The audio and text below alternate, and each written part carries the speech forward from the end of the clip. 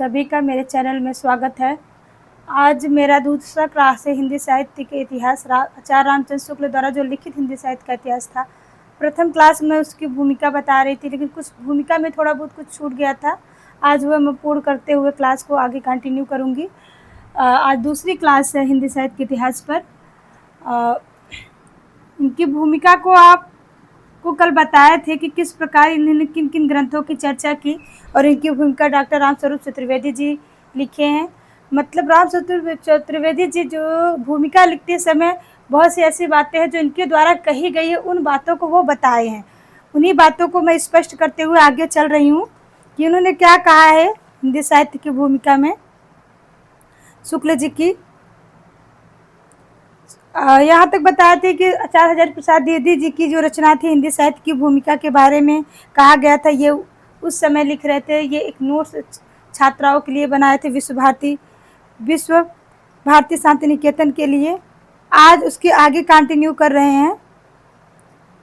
अब सबसे महत्वपूर्ण बात है कि इन्होंने शुक्ल जी के संदर्भ में बहुत सी बातों को स्पष्ट करते हुए शुक्ल जी क्या अपनी भूमिका में सूरदास के बारे में कहते हैं।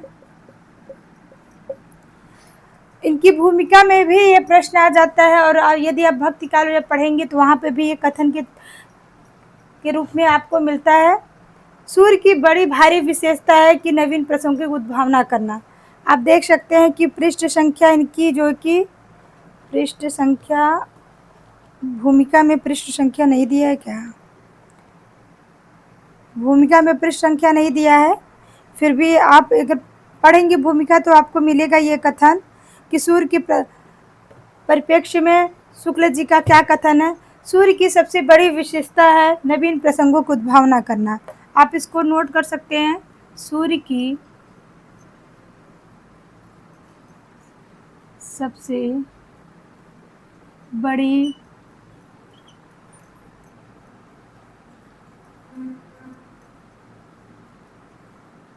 सूर्य की सबसे बड़ी विशेषता है नवीन प्रसंगों की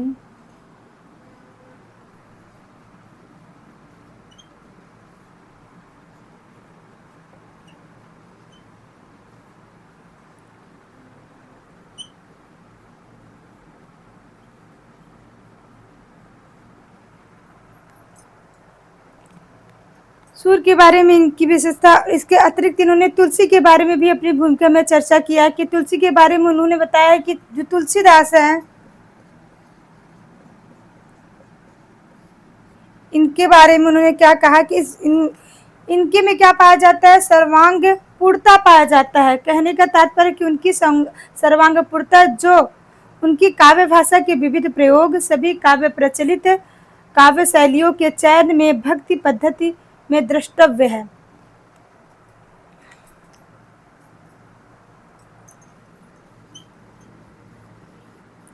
उनकी सर्वांग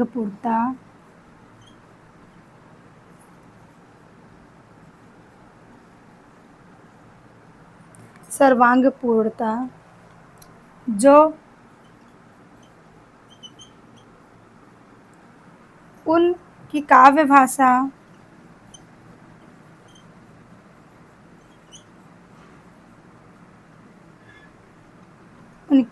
भाषा के विविध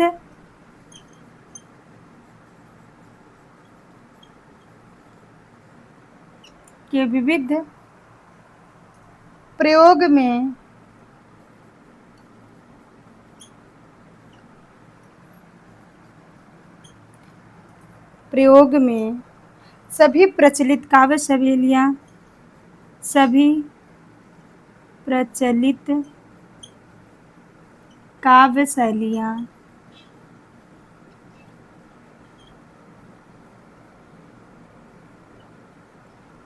सभी प्रचलित काव्य शैलियाँ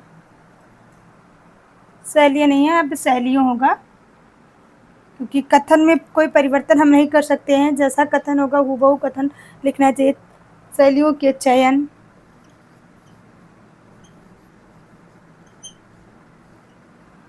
चयन में और भक्ति पद्धति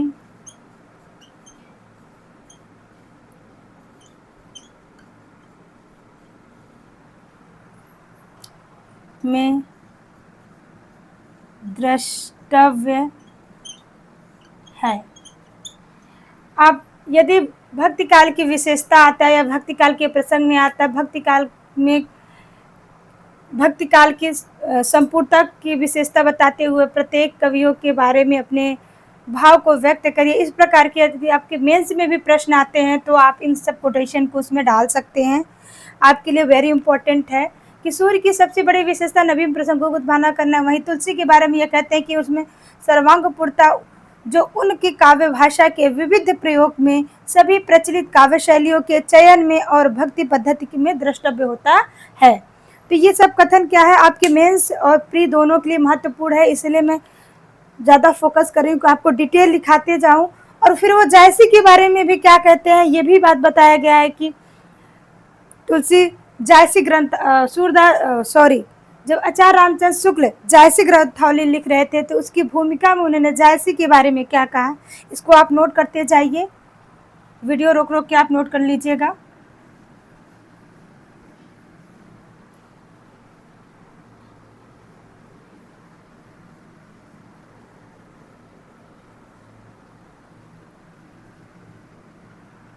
आप देख रहे हैं कितनी भूमिका से ही कितने प्रश्न आ जा रहे हैं।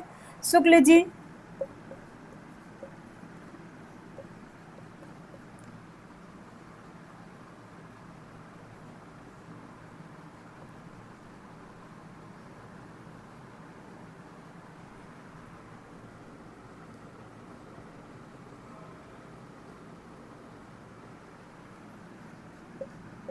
भूमिका में स्पष्ट करते हुए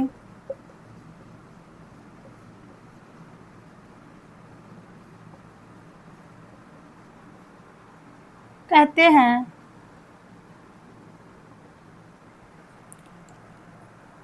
क्या कहते हैं, जायसी का क्षेत्र तुलसी की अपेक्षा परिमित है पर प्रेम वेदना उनकी अत्यंत गूढ़ है।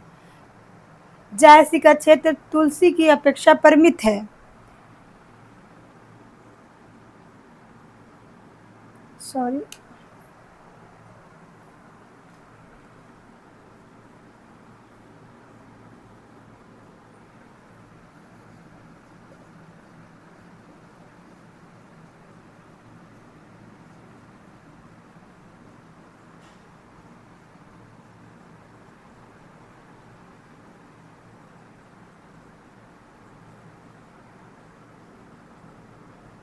परिमित है पर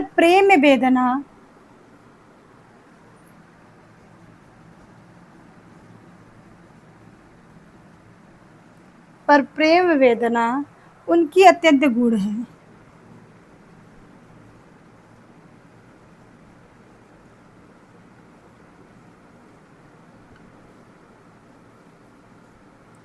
यहीं पर वक्तव्य समाप्त होता है। आप देख लीजिए कि कैसे सूर्य के बारे में उन्होंने कहा, तुलसी के बारे में कहा और जायसी के बारे में भी कहा। और जायसी के लिए उन्होंने प्रेम के पीर शब्दों का भी प्रयोग किया अपनी भूमिका में। आप जब भूमिका पढ़ेंगे तो उन्होंने कहा कि जायसी का हृदय कैसा कोमल और प्रेम के पीर से भरा हुआ था। इसमें लिखा हुआ है, आपको बुक दिखाते हुए स्पष्ट करें कि जायसी का हृदय कोमल और प्रेम के पीर से भरा हुआ है।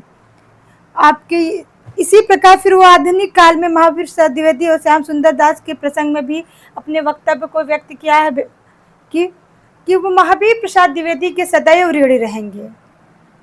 क्वेश्चन कभी पूछ सकता है कि शुक्ल ने आधुनिक काल में किसके प्रति, शुक्ल ने आधुनिक काल में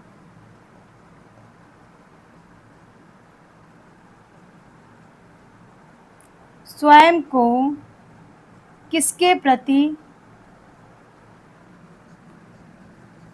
ऋणी बताया, तो वो है महावीर प्रसाद द्विवेदी, पंडित महावीर प्रसाद द्विवेदी। अपना आभार प्रकट करते हैं आधुनिक में जाकर महावीर प्रसाद द्विवेदी के बारे में। और श्याम सुंदर के बारे में इन्होंने कहा कि आधुनिक सभ्यता के विधानों के बीच लिखा पढ़ी के ढंग पर हिंदी को ले चलने में आपकी लेखनी ने बहुत कुछ योग दिया। फिर से इस कथन को मैं स्पष्ट कर रही हूँ कि उन्होंने श्याम सुंदर दास के बारे में क्या कहा कि आधुनिक सभ्यता के विधानों के बीच लिखा पढ़ी के ढंग पर हिंदी को ले चलने में आपकी लेखनी ने बहुत कुछ योग दिया। बाबू साहब ने भारी काम लेखकों के लिए सामग्री प्रस्तुत करने का कार्य किया, जो शिक्षा उपयोगी 3 पुस्तकें हैं। क्वेश्चन बन सकता है कि भूमिका में शुक्ल ने भूमिका में जो है कि श्याम सुंदर दास जी के किन किन पुस्तकों का वर्णन किया है, तो उन्होंने 3 पुस्तकों को शिक्षा उपयोगी पुस्तक बताते हुए उसका उन्होंने जिक्र किया है। वो कौन कौन सी पुस्तक है? पहली पुस्तक है श्याम सुंदर दास की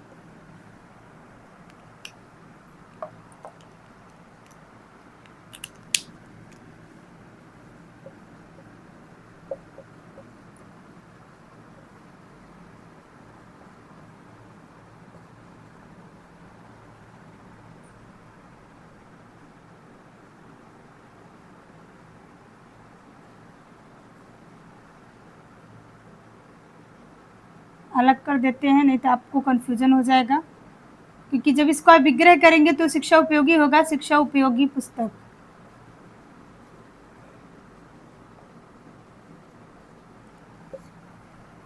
एक इनकी आप लोग पढ़े ही होंगे, कौन सी पुस्तक है, बहुत प्रसिद्ध है, भाषा विज्ञान। कौन सी पुस्तक है? भाषा विज्ञान। भाषा विज्ञान की इन्होंने चर्चा की है। दूसरी पुस्तक इन्होंने बताया है हिंदी भाषा और साहित्य। हिंदी भाषा और साहित्य।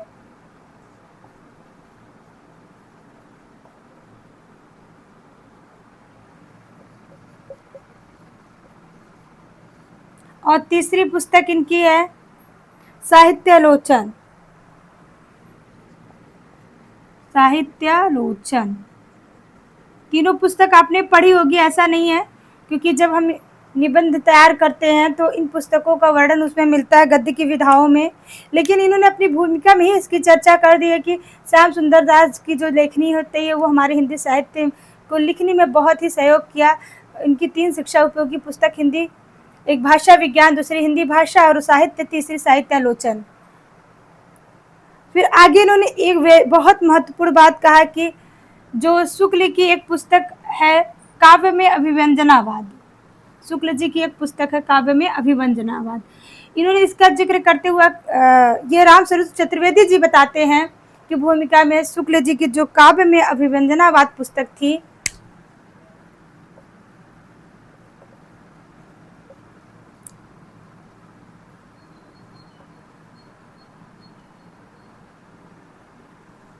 ये जो पुस्तक थी ये इंदौर हिंदी साहित्य सम्मेलन इंदौर के अधिवेशन में, हिंदी साहित्य सम्मेलन इंदौर के अधिवेशन में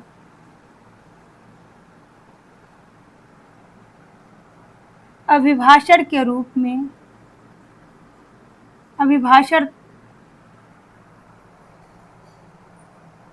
अभिभाषण के रूप में व्यक्त था। कहने का तात्पर्य है कि इन्होंने हिंदी साहित्य सम्मेलन में शुक्ल जी जो कि एक वहाँ पे भाषण प्रस्तुत करते हैं, बाद में ये पुस्तक जो कि काव्य में अभिव्यंजनावाद नाम से छपती है। वेरी इंपॉर्टेंट थी आपके लिए, इसलिए मैं इसका जिक्र कर दी कि आपको इस चीज़ को जानना भी चाहिए कि इन्होंने अपनी कौन सी पुस्तक इंदौर साहित्य सम्मेलन, जो हिंदी साहित्य सम्मेलन था इंदौर के अभिभाषण में, जो कि इंदौर के अधिवेशन में अभिभाषण के रूप में प्रस्तुत किया, तो वो काव्य में अभिव्यंजनावाद था जो एक भाषण के रूप में प्रस्तुत किए। बाद में ये जो भाषण था वो बाद में काव्य में अभिव्यंजनावाद नाम से प्रस्तुत हुआ। आगे इनकी भूमिका में कुछ विशेष चीज़ें हमको तो नहीं दिखाई दे रही है, क्योंकि आप लोग इसको पढ़ लीजिएगा, क्योंकि पूरी भूमिका हम यहाँ पढ़ेंगे तो आपको थोड़ा से समय लगेगा, इसलिए आप पुस्तक को प्रतिदिन अपना बेस बनाइए। किसी भी पुस्तक को आप प्रतिदिन पढ़ते रहिए, क्योंकि हम सब कुछ पढ़ लें, यदि पुस्तक ना पढ़े तो हमको वो चीज़ संपूर्णता नहीं आ सकती है जो हम चाहते हैं।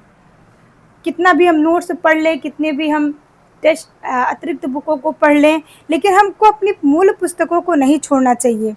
फिर उसके बाद ये इनकी भूमिका थी। जब इनका प्रथम संस्करण आया तो उसमें इनका जो कुछ वक्तव्य है, भूमिका के बाद इनके जो प्रथम संस्करण, आप पुस्तक खोलेंगे तो आपको दिखाई देगा कि इनके प्रथम संस्करण में कुछ वक्तव्य आया है।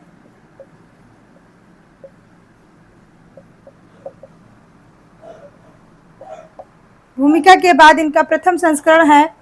प्रथम संस्करण में फिर वही बात चर्चा कर रहे हैं। फिर उन्होंने अपने काल का नाम वीरगाथा काल क्यों रखा, किस आधार पर रखा, इसकी चर्चा करते हुए कहें कि पहले काल विभाग को लीजिए। इस काल विभाग के भीतर किसी विशेष ढंग की रचना की प्रचुरता दिखाई पड़ी, वह एक अलग काल माना है और उसका नामकरण उन्हीं रचनाओं के स्वरूप के अनुसार किया गया। इसी प्रकार काल एक निर्दिष्ट समान लक्षण बनाया जाता है। फिर आगे हम चलते, यदि हम किसी काल में 5 ढंग की रचनाएं और उसके बाद जिस ढंग की रचना 10 पुस्तकें की, उनकी प्रचुरता कही जाएगी। इन्होंने जो नामकरण लिया वो ग्रंथों की प्रसिद्धि और प्रचुरता के आधार पे इन्होंने नामकरण किया। खुद कहते हैं आदिकाल का नाम मैंने वीरगाथा काल रखा था। ठीक है, उक्त काल के भीतर 2 प्रकार की रचनाएं मिलती है। ये आपके लिए इम्पोर्टेंट हो सकता है कि शुक्ल जी ने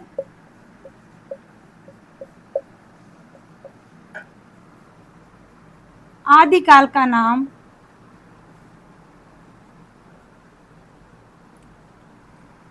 वीरगाथा काल रखा।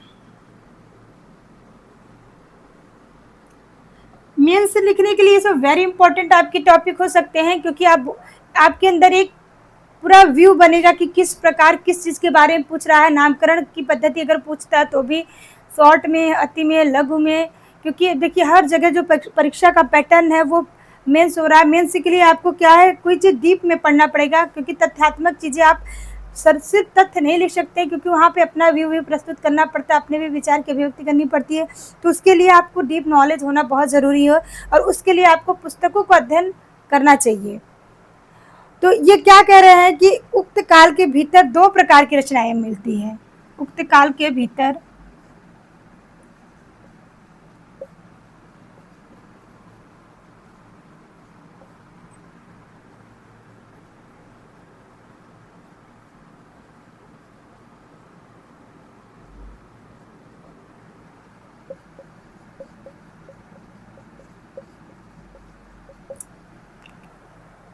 पहले क्या बताए हैं, अपभ्रंश की और देश भाषा की। किसकी किसकी, अपभ्रंश की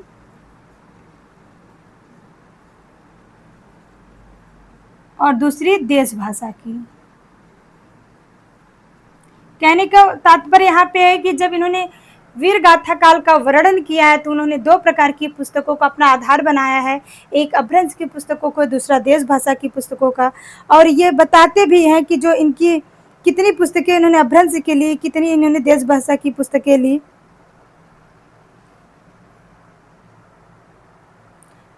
अपभ्रंश की पुस्तकों को कई तो जैनों के धर्म तत्व निरूपण संबंधित जो साहित्य की कोटि में नहीं आती है, जिनका उल्लेख केवल ये दिखाने के लिए किया जाता है कि अपभ्रंश की भाषा का व्यवहार कब से हो रहा है। साहित्य की कोटि में आने वाली रचनाओं में कुछ तो भिन्न भिन्न विषयों पर फुटकल तो है, जिनके अनुसार उस काल की कोई विशेष प्रवृत्ति निर्धारित नहीं की जा सकती है।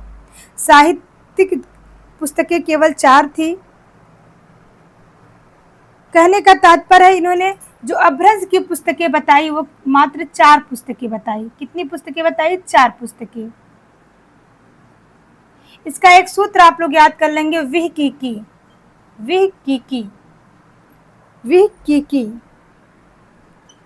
इससे आपका कंफ्यूजन हमेशा क्लियर हो जाएगा कि उन्होंने अपभ्रंश की पुस्तकों में किसको किसको रखा। विजयपाल रासो,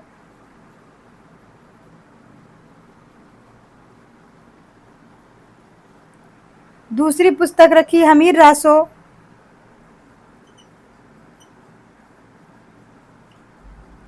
तीसरी कीर्तिलता,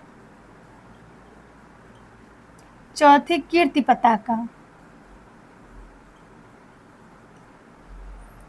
इन्होंने इस 4 पुस्तकों की अपभ्रंश की पुस्तकें बताई और देश भाषा की पुस्तक की संख्या उन्होंने 8 बताई।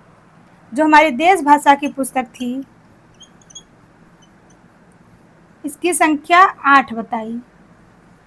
अब इससे आपको क्लियर हो गया कि ना वीर गाथा नामकरण के पीछे क्या ग्रंथों की प्रसिद्धि और उक्त काल के भीतर दो प्रकार की जो रचनाएं मिल रही थी, अपभ्रंश की और देश भाषा काव्य। तो देश भाषा की इन्होंने 8 पुस्तकों का वर्णन किया है और अपभ्रंश की 4 पुस्तकों का। उसका एक सूत्र है विह की। यदि आपको विह की सूत्र याद हो गया तो आप निश्चित रूप से ऐसे प्रश्नों को गलत करके नहीं आएंगे, क्योंकि विह माने विजय पाल रासो, हस हमीर रासो, किसे कीर्ति लता, किसे कीर्ति पताका। तो ये 4 पुस्तकें इनकी देश भाषा की पुस्तकें थी, जो 8 पुस्तकें उनकी है, सॉरी ये 4 पुस्तकें इनकी अपभ्रंश की पुस्तकें थी, जो 8 पुस्तकें इनकी देश भाषा की पुस्तकें थी, उसका अब हम वर्णन करने जा रहे हैं। कौन कौन सी पुस्तकें इनकी देश भाषा की पुस्तक थी? ये तो अपभ्रंश की पुस्तक थी।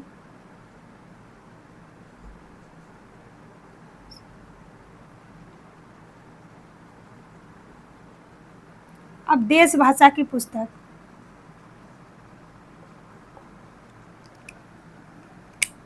आठ पुस्तकें कौन कौन सी थी?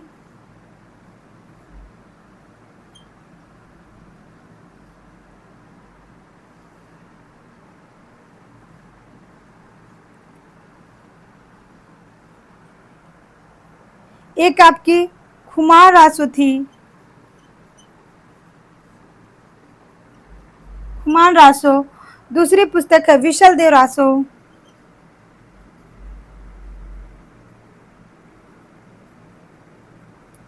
रासो। और तीसरी पुस्तक है पृथ्वीराज रासो, पृथ्वीराज रासो। चौथी पुस्तक है इनकी जयचंद्र प्रकाश।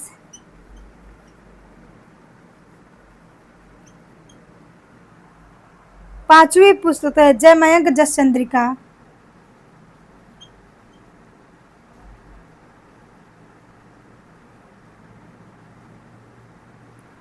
छठी पुस्तक है आपकी परमाल रासो।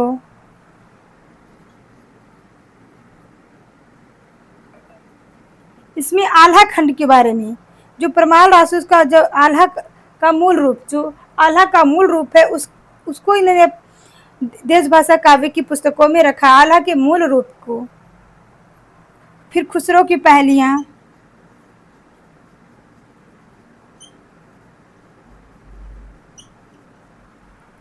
और इसके अतिरिक्त विद्यापत की पदावली, विद्यापत की पदावली।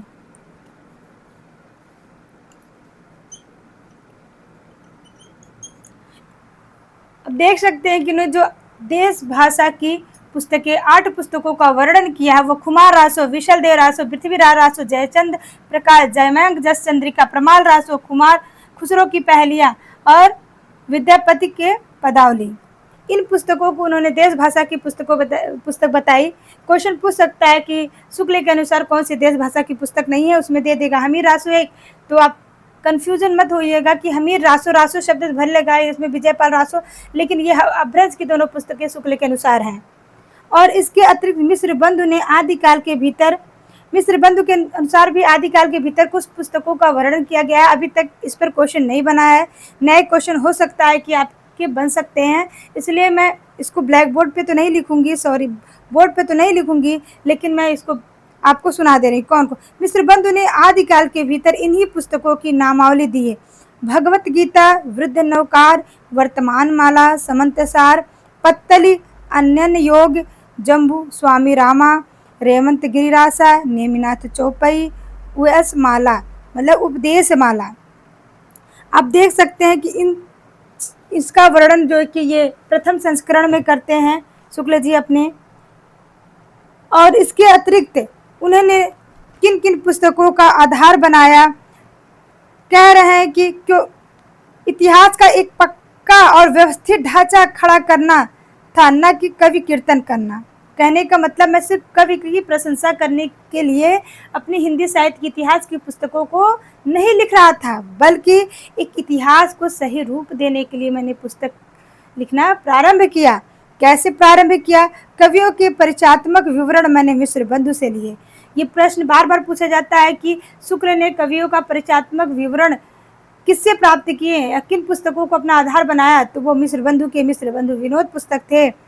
और फिर उसके कह रहे हैं कि वेरी इंपॉर्टेंट है कि कहने की आवश्यकता नहीं कि हिंदी साहित्य का यह इतिहास हिंदी शब्द सागर, ये हम ब्लैक बोर्ड पे लिख दे रहे हैं, आप इसको नोट कर लीजिएगा क्योंकि इस सबसे प्रश्न बनते हैं।